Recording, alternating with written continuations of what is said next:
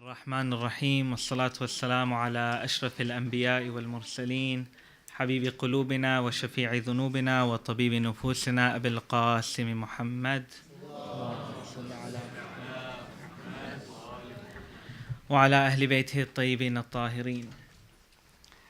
Brothers and sisters, Assalamu alaikum wa rahmatullahi wa barakatuh. It's a great honor for me to be seated here in front of you. So I had this research project which I talked to about Miqdad, and he said, why don't you come and present it at Mahfil? And I said, well, I can't think of a title for this project. I said, maybe something like exploring the development of theories around the motivations of Hussain.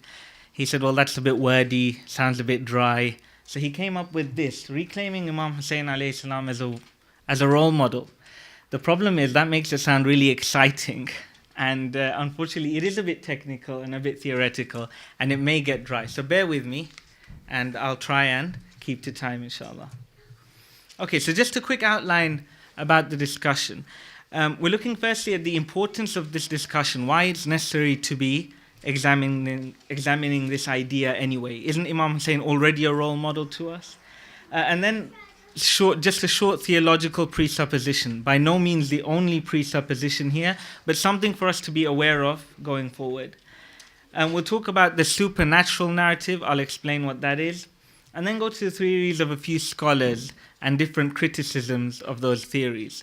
And then finally, in conclusion, we'll look at the core lessons that after all this investigation, we can look to take from the events of Karbala and from Imam Hussain alayhi salam.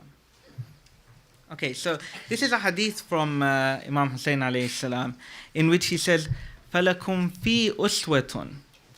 And this idea is, so what he's saying is, in me, for you is a role model, or for you in me is a role model. So this is really the basis of this whole discussion, that Imam Hussain, by his own words, and this is not the only textual evidence we have for this idea. So we have, for example, the famous hadith where Imam says, someone like me will never give bay'ah to someone like Yazid. All these ideas come together and form a picture in our mind. Imam Hussain considered himself and told us regularly that he was a role model for us. And that's the basis of this discussion. What was he role modeling exactly? Shahid Mutahari, in his book Hamasi al-Hussaini, and he's considered one of the first to say this, said there are two chapters to the story of Karbala, and he called them the black and the white chapter of Karbala. We say the dark and the bright side of Karbala.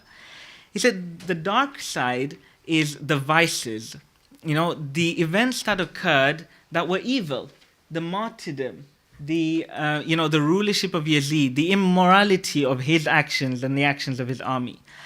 And the bright side are the virtues of Imam Hussain and his followers. And he said the dark side is the one that was created by Yazid and his followers. The bright side is the one created by Imam Hussain and his followers. But unfortunately, we have become, and Shahid Mutahari, this is his analysis, that we have become so obsessed with the dark side that it becomes a veil for us. And we're unable to see Imam Hussain as a role model because we're consistently focused on what was created by Yazid and the followers of Yazid. And that was the dark side of Karbala, the martyrdom, the events that occurred after Karbala. So essentially, there are two risks here if we continue down this path. The first is that we are wasting a great legacy. That everything Imam Hussain did, what he died for essentially becomes wasted because we are not taking him as a role model and not applying the lessons. And the second risk, which is something I think we can see happening, is we get disenfranchised with the whole idea of Imam Hussain, the mission of Imam Hussain, and the sacrifice of Imam Hussain. And this is because the dark side is not appealing. To have azadari as an end rather than a means is not appealing. It's not appealing to us as we transcend our cultural sort of upbringing, and neither is it appealing universally. It's not appealing outside the religion, outside the culture, to have azadari as an end. So that is a bit about why it's important. The uswa that was mentioned in hadith before, or role model, I've defined as when you have a role model, you would follow his or her actions, in that in a similar situation, you would act in a similar way. Okay? And to have that sort of role model, it requires a theory, an understanding of what went on. And this is the next part, really. So what we're looking to do is to understand the event itself. I'm sorry if I'm going a little fast, but I'm conscious of the amount of time I have. So we're looking to understand the event. Why did it take place? And essentially, for the philosophers amongst you, what we're asking here is for a causal explanation. And the reason we ask for a causal explanation is because control over the cause gives you control over the effect. And when an event like this, which is a human event, has human causes, then it is essential for us to understand them, because what we would want is to avoid repetition of a situation like Karbala ever again. You know, we may take from it, and the legacy of it may be overwhelmingly positive, but the event itself was overwhelmingly negative. That a great person had to die to spread this message is something we would want to avoid repetition of ever again. Okay? So when we look at human events like this, essentially there are three types of causes. One is environmental. Most human action is a reaction to their environment. The second is belief. So, belief has an impact on action. Like if there's a sincere believer in God and the Akhirah, this person may not have a fear of death. Not having a fear of death will make him somewhat immune to certain type of threat, will make him a different type of warrior. So, it has these impacts. But the most important one here is the system of values and norms. Because in order to follow somebody, to be able to act in the way they acted in a situation, we would have to understand what was guiding their actions, what were their values, and what norms they were following. Okay. So very quickly, a theological presupposition here, one that I've heard being discussed here before, so I'm sure it'll be, inshallah, understood quite easily. And it's about the relationship between religion and morality. As Shias, we fall under the Adliya camp. The Adliya camp is essentially, we believe God is just. And in order to say God is just, we have to have an idea of what justice is. So if I was to say, so essentially the question we're asking here is, does God prohibit murder because murder is a bad action? Or is murder a bad action because of the prohibition of God? Okay? And the traditional Shia theology answers that question by saying murder is an intrinsically bad action. And there's plenty of discussion around this. It's a historical debate, which we're not going to get into now. But essentially, that's one of the theological presuppositions that we have to be aware of, because a lot of the discussion going forward talks a lot about morality. There are some practical applications or implications to this. One is that in a lot of Shia classical texts, you see language which can be baffling at times, but it's judging an action of God. Is it possible for God to do this? And when we say, is it possible, we're not asking about power and ability. What we're asking is this a rationally moral action that God would perform? Okay? And this we can ask about the Ahlul Bayt as well. So we could say, use it, for example, in rejecting narrations. Okay? But these are extensive debates, and there are muhaddithin that do use it in this way, and there are those that would say, no, we can't be certain. And the same applies when we try to use this concept in fiqh. Essentially, the thing to remember is this. As Adliya Shia, our theology is that rational morality is prior to religious norms. Okay? That's the thing to remember here. And you will see that come into play. Okay.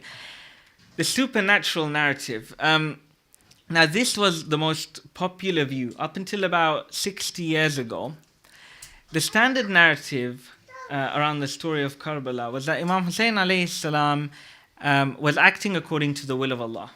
Okay? There was a plan that Allah had, and we don't know why he did what he did. We don't know why, for example, he took the women and children.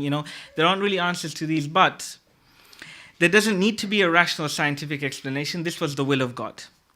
And the benefit of everything that occurred of Karbala is that Allah has commanded us to do azadari, and He's promised us a reward for it. Okay, through the narrations of the Ahlul Bayt. And this is the extent to which we need to explore this. And it's not something that can be dismissed as easy as you might think. There's a lot of textual evidence, for example, from the Prophet and from the Imams that indicate they knew about what was about to happen. Essentially, if we take on this idea, you can think of it as Imam Hussain becoming a Christ for the Shia, that he died for our salvation, that his death will benefit us, but in a supernatural way.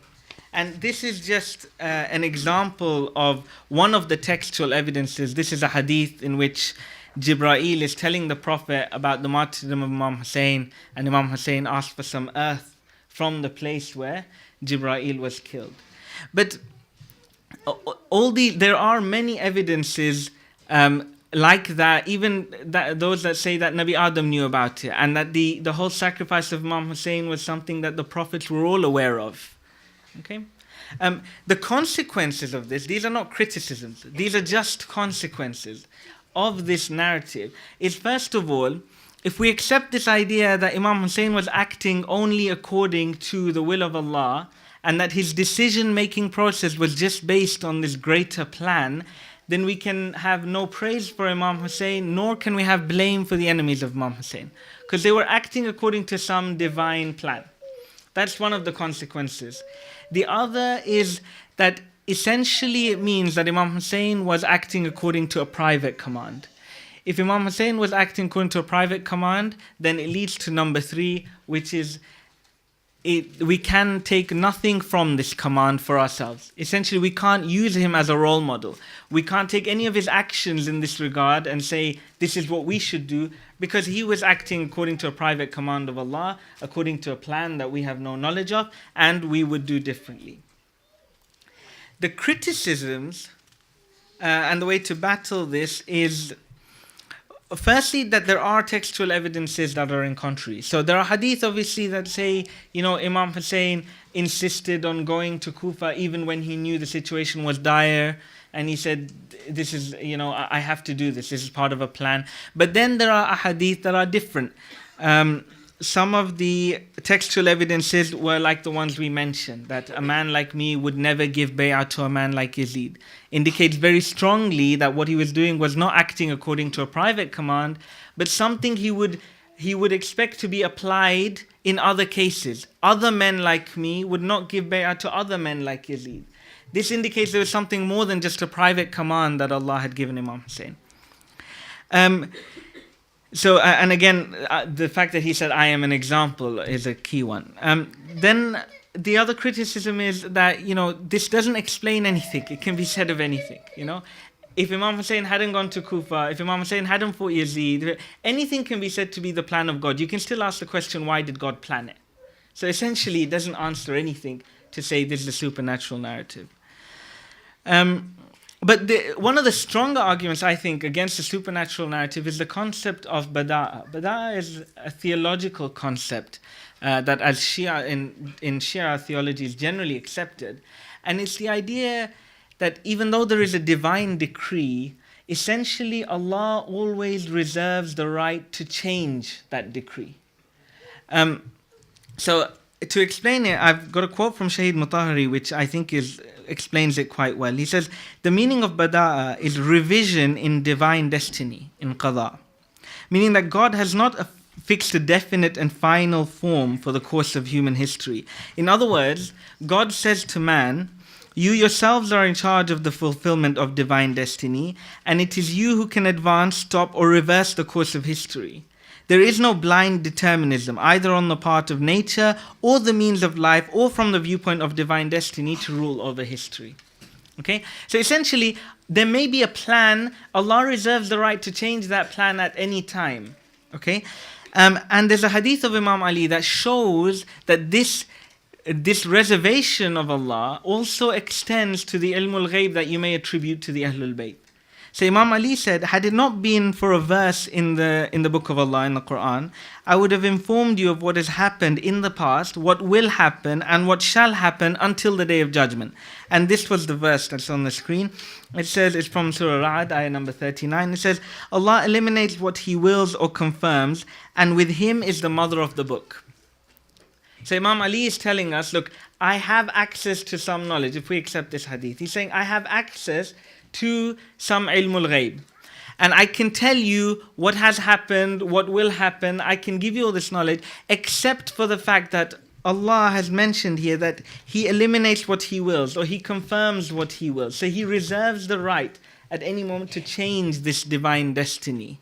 Okay, and essentially, if we apply that now to Imam Hussain, even if there was some sort of divine plan that he was just following, he could never have been sure of it because Allah reserves the right to change those plans at any moment. So we still can ask the question, why did Imam Hussain act in the way he did? What did he say and why did he say it? What did he do and why did he do it? So Dr. Shariati was one of the first to reject the idea of the supernatural explanation and to try and come up with a more natural explanation. I've used these images because he uses this sort of imagery in his work. And he says the tasbih represents the clergy, the gold represents the tujjar, the businessmen, and the sword represents the politicians. And he says these three forces are the cause or the force behind every major development in history. Okay? And he says what happened after Karbala was really bad because these three forces came together and it was in their interest not to make Karbala a source of discontent for people, a source of revolutionary spirit for people. So instead they turned the blood of Hussein into opium for the masses. And they promoted this supernatural narrative, this idea that all you can do is cry. And by doing that, they used the supernatural theory to maintain authority over people. So he had quite heavy criticism of this. So he says, look, we can explain this in a different way. He said, essentially, there is a moral principle on which Hussein acted. And I'll paraphrase the moral principle. The idea is that if there is a tyrannical regime, it is necessary, wajib essentially, to overthrow this regime.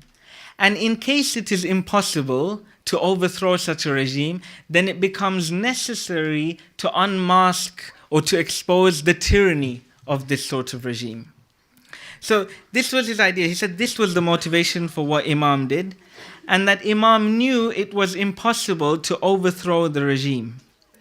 And so his aim was from the very beginning to unmask the tyranny of the regime. And one of the difficult questions it answers is why take the women and children? His idea was that, look, they're around to complete the mission. It wouldn't be enough. My death alone wouldn't unmask the tyranny. But if after me there was, Bibi Zainab and Imam Sajjad promoting what happened, narrating it and talking about the evils of Yazid and the virtues of Hussein, then we can begin to unmask this tyranny. So, it answers some difficult questions, but unfortunately there are some holes in the theory as well that have been raised by other scholars. One is by Dr. Sarouche actually, and he says essentially your conclusion, because that was Shariati's conclusion, Hussein is a role model, in similar circumstances we should do the same. And Sarouche said we can't because we're not Hussein. And it takes a person of a certain caliber, a person of a certain status in society to be able to become the cause of a revolution because he's been killed. Right? It can't be just anybody. If I went today and said, I'm going to kill myself because of, wealth inequality in the UK, I don't think it's going to change much. But the death of Hussein, because of his character, because of his status in society, was different. So we can't apply that to our lives. And there are textual evidences to show the status he had, even amongst non-Shia, in the less formalistic sense than we understand it now, in that society. The other is it doesn't answer certain questions. Why did he need to leave Medina in order to do that? Why did he send Muslim bin Aqil to Kufa if his only aim was to unmask and he already knew it was impossible? So then we have the theory of Ayatollah Salehi Najaf Abadi. His first name is Ni'matullah. And he wrote this book, Shahid Javid, which was a remarkable work, one of his most remarkable works. And he it's prompted responses by the likes of Shahid Mutahari and Ayatollah Gul Paygani. So quite a high-profile work. He was a student himself of Allama Tabatabai and Burujardi, but unfortunately was under house arrest from 1979 to 2006 when he passed away. He says, look, Imam acted according to rational, ordinary calculations, okay, like any human being would, based on a collection of information. He said he believed strongly that he could overthrow Yazid because he had, letters of support from Kufa, he had letters of support from Basra. So he had this idea that I can overthrow this regime. But he got unlucky. The Kufans, they changed their mind. They did what they do, and unfortunately he was left. He was left to fight, and it caused his death. But again, there are some questions we can still ask about this theory. I'm really oversimplifying, people who have written theories in books, because I'm trying to give you an overall idea of what these theories contain. But if you're interested, there's far more material and meat to each of these theories. I'm not doing justice to these scholars by oversimplifying their theories. But inshallah, it gives us some idea. So the theory of Ayatollah Saleh Najafabadi explains why Imam took his family. It explains why he went towards Kufa. He thought he could overthrow the regime. And it's compatible with many textual evidences. The first line there in Arabic is when he says, I'm going for for Amr bil Ma'ruf and Nahy anil Munkar, and لطلب الإصلاح في أمة جدي, to establish goodness in the people of my grandfather. And, Imam saying to them, you sent me delegations and wrote me letters. He's saying this to the soldiers who were with Hur when he got stopped. And then saying to them, if you've changed your minds, I shall turn back. So these sayings are quoted in multiple places. By the way, I have the sources if you'd like them. But essentially, there are many textual evidences that support the theory of Ayatollah Saleh Najafabadi. The questions that we can ask of this theory is, after the Kufans turned, why did the Imam still not do bay'ah? Now, I don't doubt that he would have an answer for this, but that is essentially what caused his death in the end. When the Kufans, when Hur and his army stopped Imam Hussain alayhi salam, they gave him the option of either doing bay'ah or to be killed. At that point, why did Imam Hussain, if he thought he would be able to overthrow the regime, now it became obvious that he wouldn't, why did he not just do bay'ah? So essentially what we're saying is there must be some motivation that was more or went further than just overthrowing the regime. And we can still ask the question, what was that? What was the motivation behind that? The other problem is that this is based on a fiqhi concept of Amr bil Ma'ruf and Nahy anil Munkar. And the fiqhi concept over here can be problematic because it has certain conditions. One of the conditions, for example, is the idea that it shouldn't be at huge cost to the agent. If you take Amr bil Ma'ruf and Nahy anil Munkar in a fiqhi framework, then Amr bil Ma'ruf and Nahy anil Munkar is only wajib on you if it doesn't come at great cost to yourself. It's only wajib on you if you don't have despair that it will have some impact on the person you're preaching to. So essentially, it can negate the motivation behind Imam Hussain. But we can look at reframing the debate about Amr bil Ma'ruf and Nahy anil Munkar, but I don't think we will have time to do that here. Okay. The theory of Shahid Mutahari. Shahid Mutahari essentially said there were three causes to the revolution. Three causes to the uprising of Imam Hussain. One was that he was ordered to do bay'ah. And essentially then he would be doing bay'ah towards, to people who were spreading oppression. So he would become a part of that. The second was the invitations from Kufa. And the third was Amr bil Ma'ruf and Nahy anil Munkar. Okay? And he doesn't go into as much detail as some of the others around the reasons behind Imam Hussein's uprising. But he does consider the third, Amr bil Ma'ruf Nahy anil Munkar, is the most important. And he said even if the other two weren't weren't motivations, even if he hadn't been asked for bay'ah, just amr bil ma'ruf nahi anil munkar would be enough of a cause for Imam Hussain to go and fight. And he criticizes Ayatollah Salahi Najaf Abadi's theory. He says Imam knew it would be impossible to establish an Islamic government. And the only reason he replied to the Kufans, the only reason he moved towards Kufa is because he would have to be accountable to history, because otherwise people could ask, why didn't he go to Kufa? Why didn't he respond to people who said to him, and their letter said to him, we have no Imam and we're waiting for somebody like you. So again with Shahid Mutahhari's theory, we don't have the answer to the questions that we've asked regarding why not give bay'ah the second time round. We haven't really nailed down, because if at the stage where he was stopped by the Kufans, now that you're not going to be able to overthrow the regime. You're not going to win this fight. Why at that stage not give bay'ah? And again, is the fiqhi framework for Amr bil Ma'ruf and Nahi anil Munkar contains these conditions which I mentioned. His criticism of Ayatollah Salahi Najaf Abadi was that he would be accountable to history if he didn't reply to the letter of the Kufans, if he didn't leave Medina, Makkah and go towards Kufa. The problem with this is that we could still argue, well, the Imam could have stayed in Medina. And in fact, all the other Imams, the Imams even that came after Imam Hussain, that's what they did.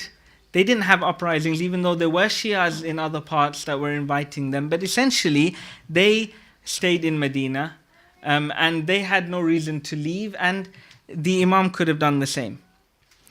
And again, there's textual evidence that the Imam asked to turn back.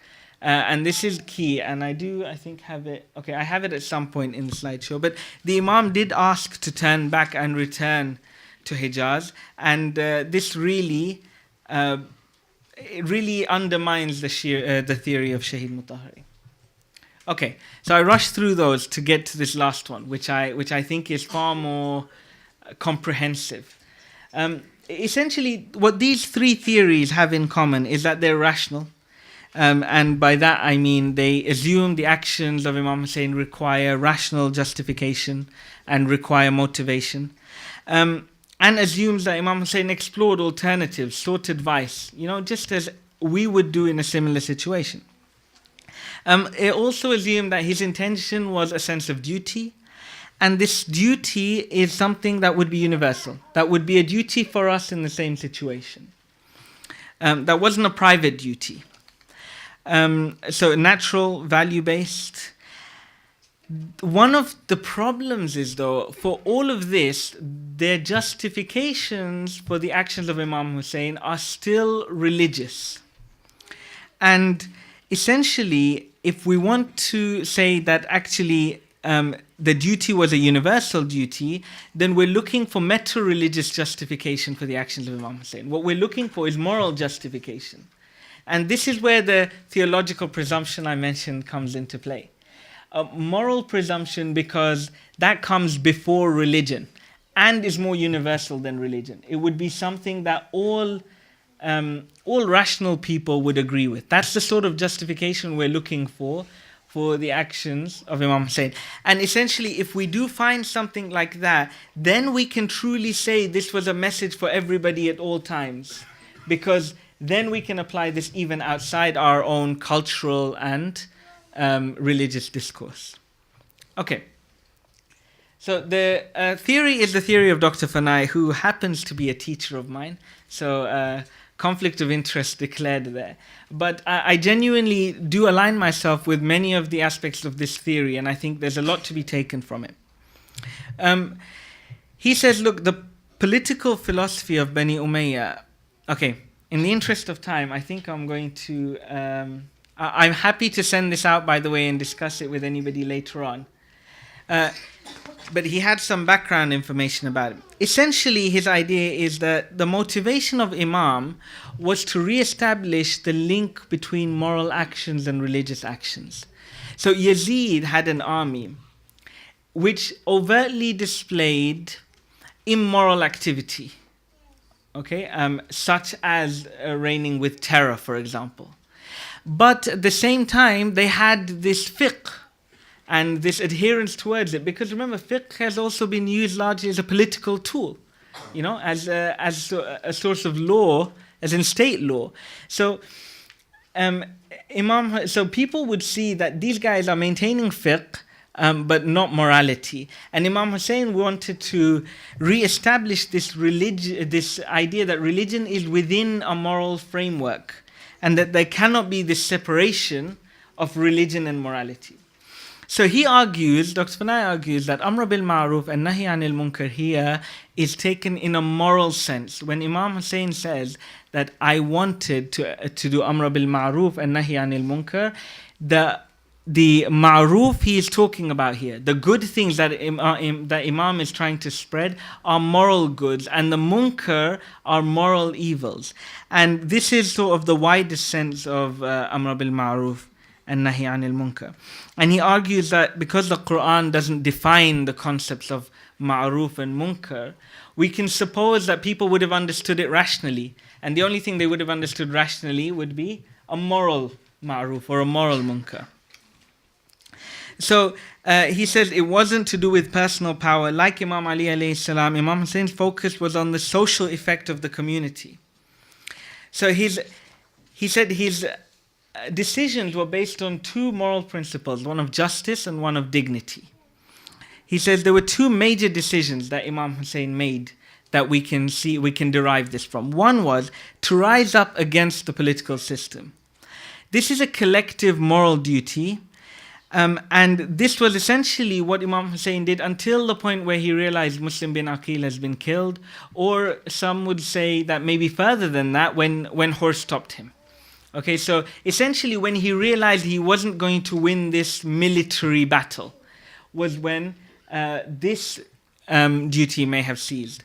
And the second was the choice between dying with dignity and bay'ah with humiliation.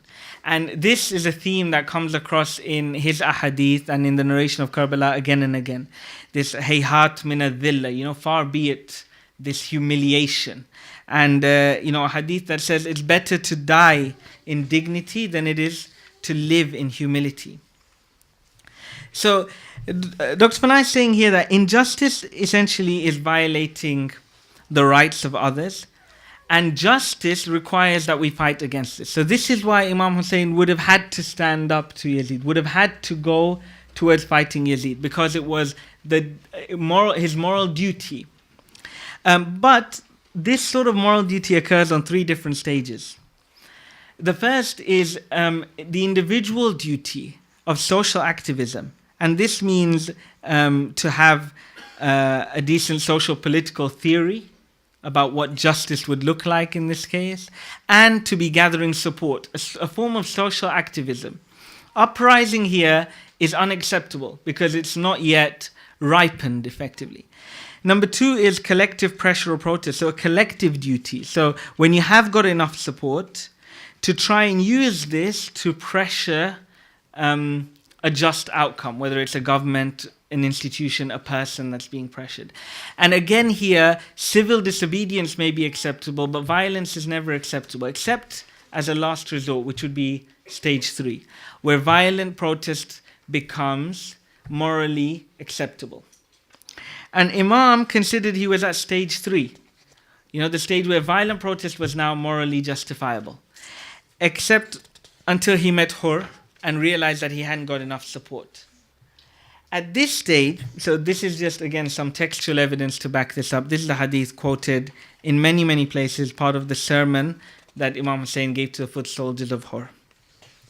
At this stage, Imam now has a choice. When Hur stopped him and says, you have a choice between death and bay'ah. This is where the second principle comes into effect. It's the principle of dignity. Principle of dignity effectively says, man is not an object. And this principle has been used as a source for human rights and duties. It's rich in Islamic literature, it's found everywhere. And it says to respect our dignity and the dignity of others. There is no forfeit of freedom of choice. To force bay'ah on Imam for Imam to have done bay'ah when he didn't want to would have been forfeiting his choice. And this would have been against the principle of dignity. There are some textual sources again on the principle of dignity.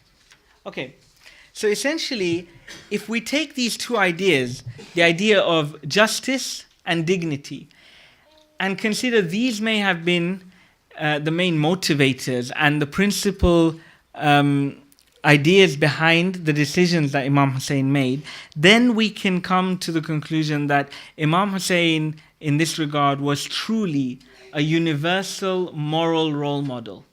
And we can see how something like that would affect our lives in a much more profound way.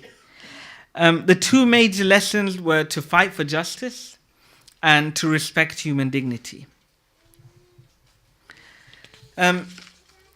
And these are lessons that can then be applied much more widely in our current context as well. So when we look at things, the issues of today, things like economic slavery, wealth inequality, immigration policies, and enforcement of immigration policies, our prison system. Now when we see that violent protest was only the third stage of the principle of justice. What we can do is, this sort of social activism, this gathering support for different causes, this pressuring, this civil disobedience, these are all options open to us that would be acting exactly in line with the actions of Imam Hussain alayhi salam. So essentially, we do have a great legacy from Imam Hussain alayhi salam, but we have to have the tawfiq to apply it correctly, inshallah. I hope that wasn't too fast, and we have 5 minutes before namaz time. I do apologize, but I'll take any questions if there are any questions on this. Allahumma salli ala Muhammad wa ali Muhammad. Okay, so I think we'll have one question from either side, if that's okay. So any questions from the sisters' side?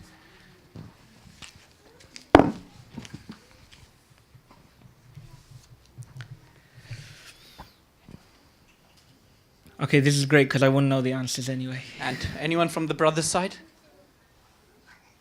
Mr. Funk.